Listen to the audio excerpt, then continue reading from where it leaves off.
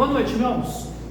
Nós vamos nesse momento abrir as nossas Bíblias em 2 Reis, capítulo 6, o texto de 2 Reis, capítulo 6, nós vamos ler a partir do versículo 14. 2 Reis 6,14. Enquanto isso, tia Jéssica está saindo com as crianças para ter um culto especial, e nós vamos ler 2 Reis, capítulo 6, verso 14, e eu leio e os irmãos acompanhem aí nas suas Bíblias. Então enviou para lá cavalos e carros e um grande exército, os quais chegaram de noite e cercaram a cidade. E o servo do homem de Deus se levantou muito cedo e saiu, e eis que um exército tinha cercado a cidade com cavalos e carros. Então o seu servo lhe disse: ai, meu senhor, que faremos? E ele disse: não temas, porque mais são os que estão conosco do que os que estão com ele. E orou Eliseu e disse: Senhor, peço-te que lhe abra os olhos para que veja. E o Senhor abriu os olhos do moço e viu, e eis que o monte estava cheio de cavalos e carros de fogo em redor de Eliseu. E como desceram a ele, Eliseu orou ao Senhor e disse: fere, peço-te, esta gente de cegueira, e feriu-a de cegueira, conforme a palavra de Eliseu. Então Eliseu lhes disse: não é este o caminho, nem é esta a cidade. Segui-me e guiar-vos-ei ao homem que buscai. E os guiou a Samaria. Nós vamos ler até aqui e orar. Pai amado, nós agradecemos, te louvamos, Senhor, e pedimos, ó Deus, fala conosco esta noite, que o Senhor possa abrir os nossos olhos, como o Senhor abriu os olhos do servo do homem de Deus. E é em nome de Jesus que nós oramos. Amém. Meus irmãos, nós lemos o texto, e a pergunta que nós temos sempre na nossa mente é: você consegue enxergar o que está acontecendo? Já ouviu essa frase? Alguém chega para você e diz assim: você está conseguindo enxergar? Ou alguém comentando sobre terceiros diz: fulano de tal não consegue enxergar um palmo na frente do nariz, né? Não consegue enxergar.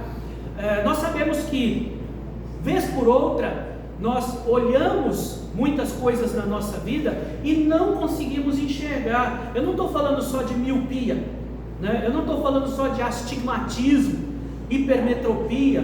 Eu estou falando realmente daquela sensação de que nós não temos todas as respostas, nós não estamos conseguindo enxergar o todo, nós não estamos conseguindo enxergar principalmente as coisas de Deus.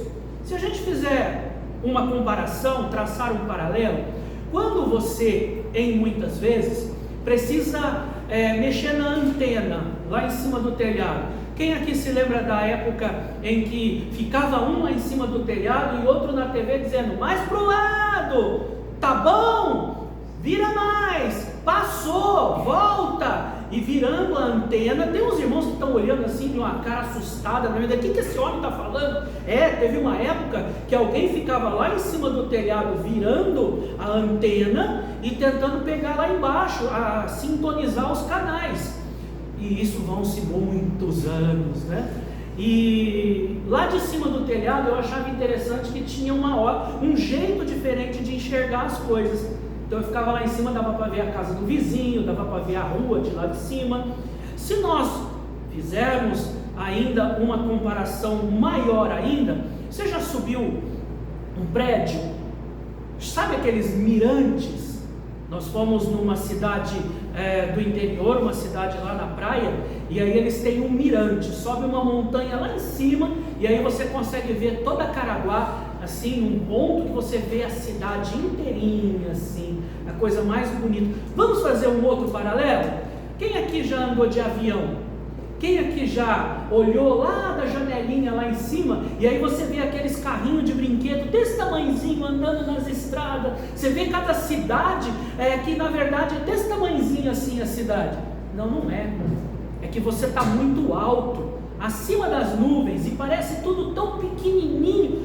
Vamos fazer um outro paralelo? Você já viu aquelas fotos dos astronautas tiram da Terra? Olha lá de cima, parece que o nosso planetinha tão pequenininho, é do tamanho de uma bola de futebol, né? Azulzinho, lá num ponto escuro do espaço. Conforme você vai subindo, você vai tendo uma ótica diferente. Você começa a enxergar as coisas de forma diferente. Portanto, nem sempre as coisas que nós estamos enxergando são as coisas como elas realmente são. Às vezes as coisas que nós estamos enxergando não são, como eu posso dizer, enxergar o todo, enxergar de uma maneira completa, enxergar de uma maneira de outro ponto de vista. Às vezes nós temos uma forma de enxergar as coisas extremamente limitada. Nós estamos enxergando apenas praticamente um palmo na frente do nariz. Praticamente nós estamos limitados demais. Quando, por exemplo, acontece um problema na nossa vida, você está vendo o problema, você está vendo a limitação, você está vendo aquela situação vindo contra você, e você olha para o problema e parece que o problema tem 30 metros de altura, garras e dentes afiados e bufando fogo, e vem para cima de você. Parece que acabou todas as chances, acabaram-se as esperanças, acabou todo o tipo de chance de você ter vitória em cima daquele problema.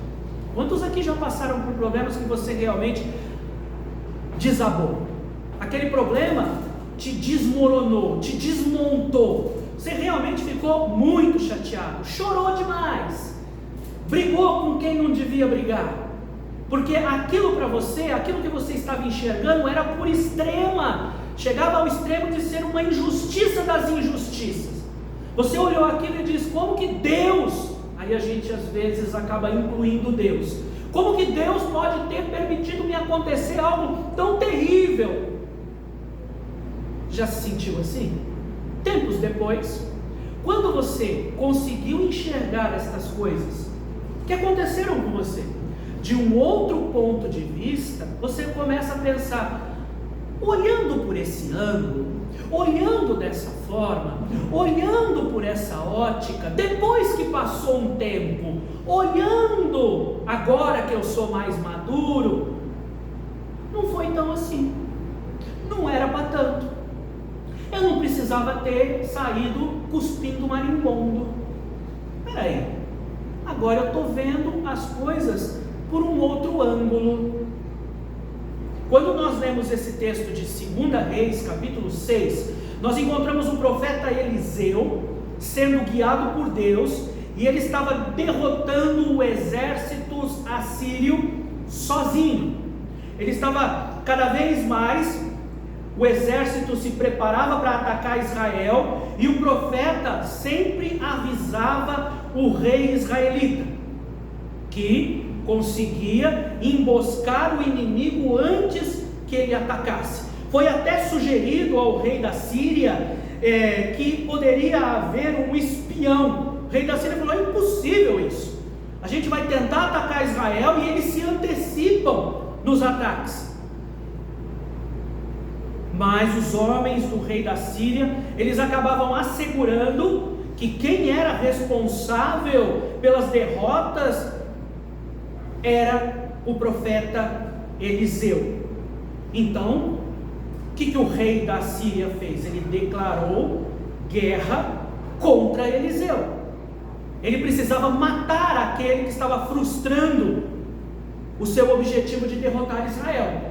Esse homem de Deus recebe de Deus todas as dicas de como será o nosso ataque. O que a gente precisa fazer? Matar o homem de Deus. Tem umas pessoas que têm uma cabeça, umas ideias tão...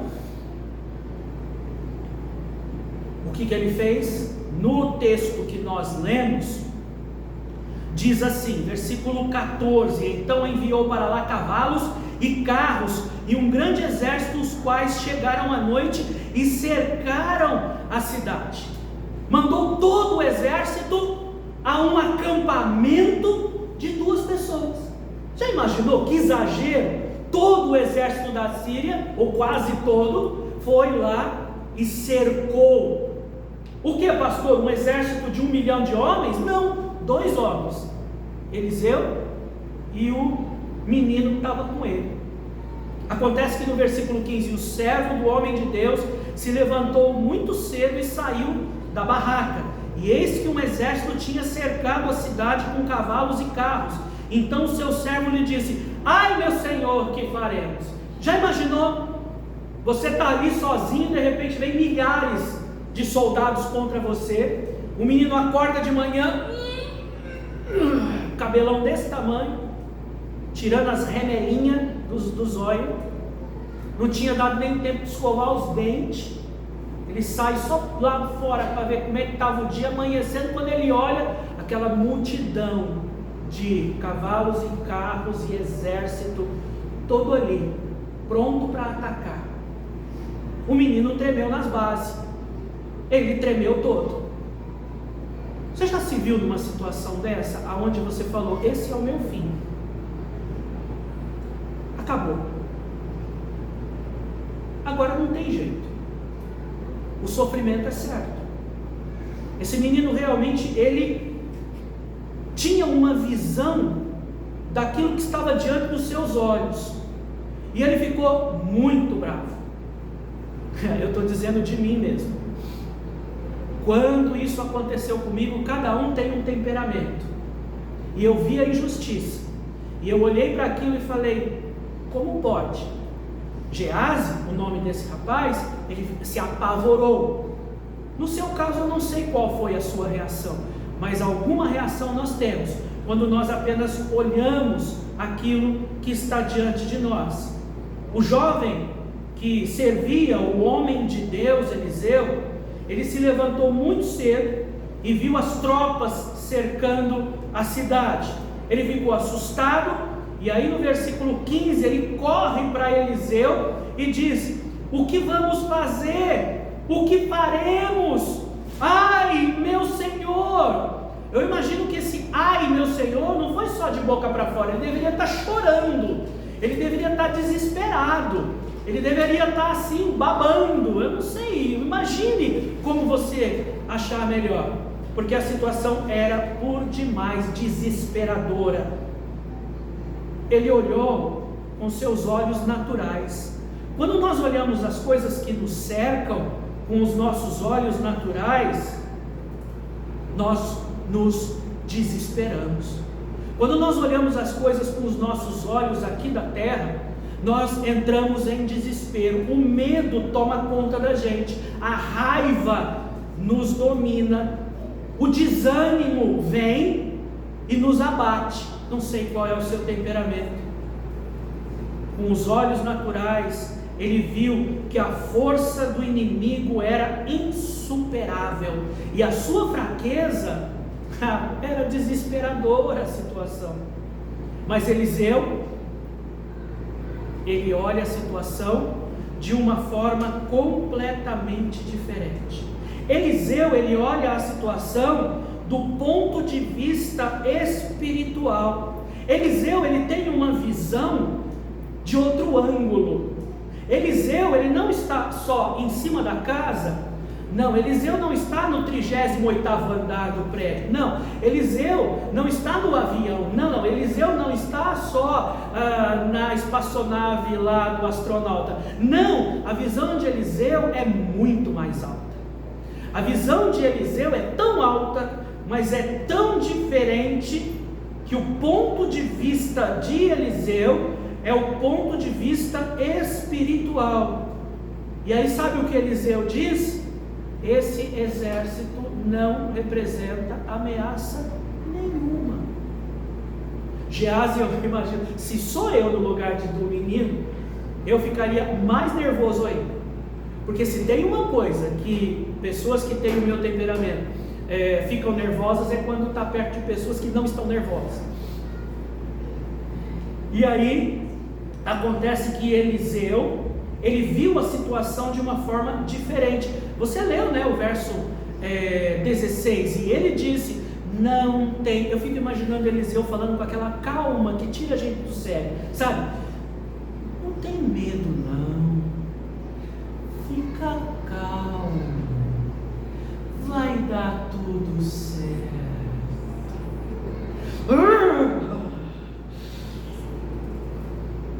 Não temas, porque mais é os que estão conosco do que os que estão com ele. Ah, meu irmão que disse amém. Geás não disse amém, não. Ele disse: esse homem está louco. Como? Olha aqui, a situação ela já perdendo, já deu ruim. E ele diz que conosco, quem? Ele está falando de mim? Será que eu vou ter que matar o exército sozinho? Porque o único que está com ele sou eu, somos dois, e eles ali são milhares. Acontece que, do ponto de vista espiritual, realmente o exército não representava nenhuma ameaça. Não tenha medo, pois os que estão conosco são mais numerosos do que os que estão contra nós. Amém? Essa é a frase que serve para cada um de nós. Não tenha medo.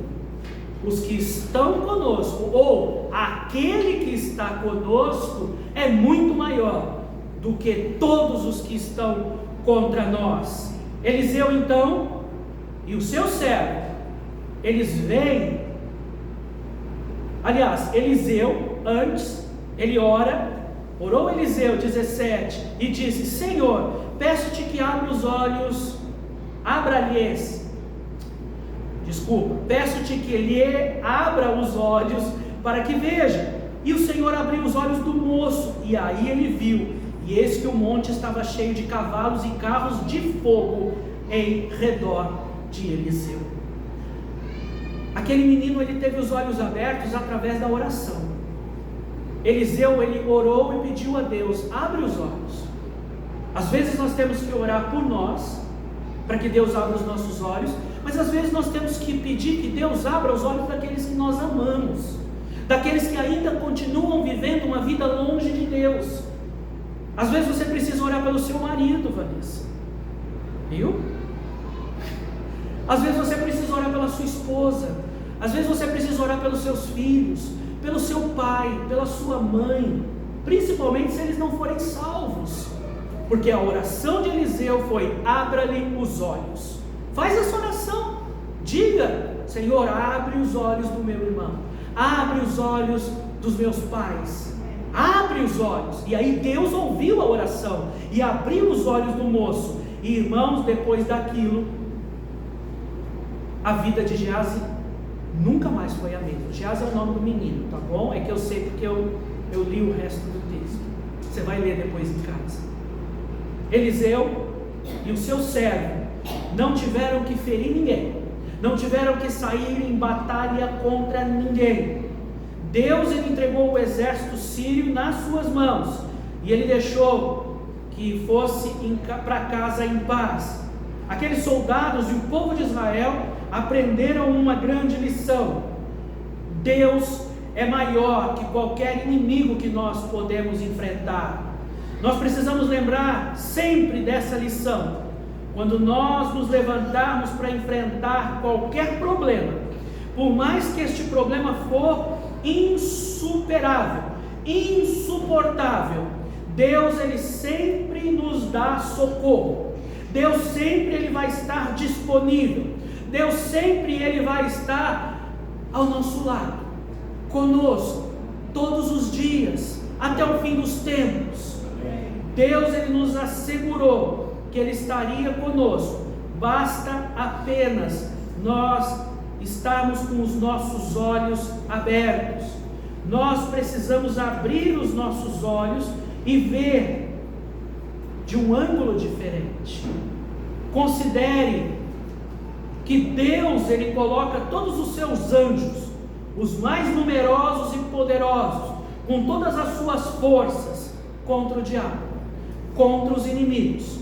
Quando nós enfrentarmos tentações, Deus, ele diz que vai nos dar o escape, Quando Deus, Ele vir nos abençoar, nos dando força, nos tirando de situações terríveis, quando vierem as perseguições, os obstáculos, qualquer ameaça, Deus estará lá. Amém. São muitas fontes de perigos, de desânimo, mas o Senhor Deus, Ele nos dá socorro contra todas elas. Os cristãos, eles precisam confiar, e eles podem confiar. O texto de Efésios capítulo 4, versículo 11.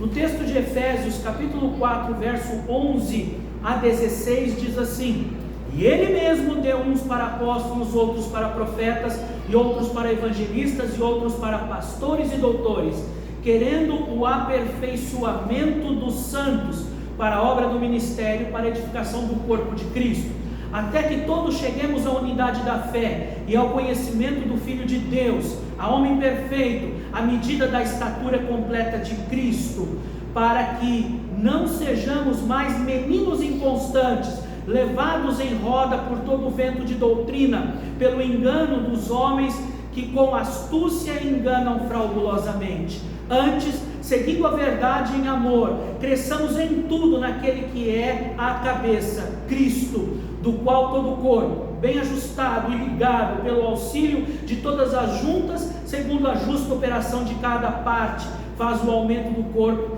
para a edificação em amor. O nosso Deus, Ele diz que a cada tempo Ele vai nos fortalecer, nos preparar, nos dar o escape, nos dar a fortaleza. Não há inimigo nenhum que possa ser maior, nem mais numeroso do que o poder do nosso Deus. Amém. O Espírito Santo, Ele intercede por nós. Romanos capítulo 8, versículo 26, a palavra de Deus diz assim, Romanos capítulo 8, versículo 26, um texto bem conhecido, que diz assim: e da mesma maneira também o Espírito ajuda as nossas fraquezas, porque não sabemos o que havemos de pedir como convém, mas o mesmo Espírito intercede por nós com gemidos inexprimíveis. E aquele que examina os corações sabe qual é a intenção do Espírito, e é Ele que, segundo Deus, intercede pelos santos. E sabemos que todas as coisas contribuem juntamente para o bem daqueles que amam a Deus, daqueles que são chamados segundo o seu propósito. O texto de Romanos capítulo 8, versículo 28, é um dos textos mais conhecidos da palavra de Deus. Todas as coisas contribuem para o bem daqueles que amam a Deus. Mas às vezes nós não estamos conseguindo enxergar esse amor, nós não estamos conseguindo enxergar um Deus tão poderoso, e nós estamos apenas enxergando os problemas, as dificuldades, as lutas, as decepções, os inimigos nos cercando. Às vezes, para a gente conseguir enxergar Romanos 8, 28, nós vamos ter que pedir: Deus, abre meus olhos. Senhor, meu irmão, ele está em desespero, abre os olhos dele, como Eliseu pediu que os olhos daquele moço fossem abertos. Jesus, ele vive para nos auxiliar, para que nós possamos superar todo o mal. Romanos mesmo, capítulo 8, agora